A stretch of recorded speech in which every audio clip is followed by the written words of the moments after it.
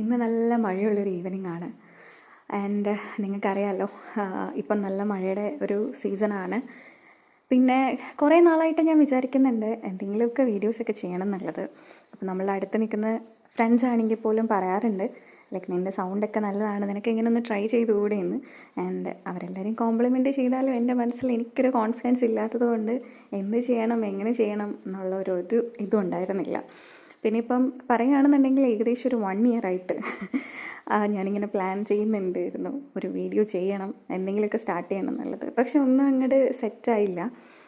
അങ്ങനെ ഇന്നിപ്പം ഈ വീഡിയോ പോലും ഒട്ടും പ്ലാൻഡ് അല്ലാത്തൊരു വീഡിയോ ആണ്. ഞാൻ പ്ലാൻ ചെയ്ത് വെച്ചിരിക്കുന്ന കുറേ വീഡിയോസ് ഉണ്ട് എൻ്റെ ഗാലറി നോക്കുകയാണെന്നുണ്ടെങ്കിൽ.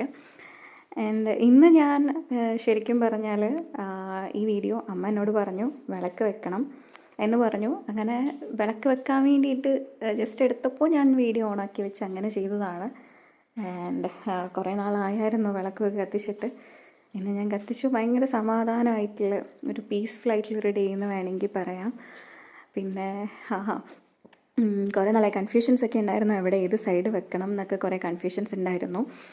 ആൻഡ് പിന്നെ അവസാനം ഞാൻ വിളക്ക് കത്തിച്ചു. പിന്നെ ഒന്ന് പ്രാർത്ഥിച്ചു, നന്നായി പ്രാർത്ഥിച്ചു. എങ്ങനെ നിങ്ങൾക്ക് ഇമോഷണൽ ആകുമോ ഇല്ലയോ എന്നൊന്നും അറിയില്ല. ഞാനിന്ന് ഈവനിങ് സന്ധ്യാനാമം ജപിക്കുന്ന സമയത്ത് ഞാൻ ഭയങ്കര ഇമോഷണലായി. എൻ്റെ കുറേ നമുക്കെല്ലാവർക്കും ഉണ്ടാവുമല്ലോ ചില സമയത്തൊക്കെ ഒരു ബുദ്ധിമുട്ടുകളും കാര്യങ്ങളൊക്കെ. അപ്പോൾ എന്തോ ഞാൻ ഭയങ്കര ഇമോഷണലായിപ്പോയി. ആൻഡ് അങ്ങനെ ഇന്നൊരു നല്ല ദിവസമായിരുന്നു.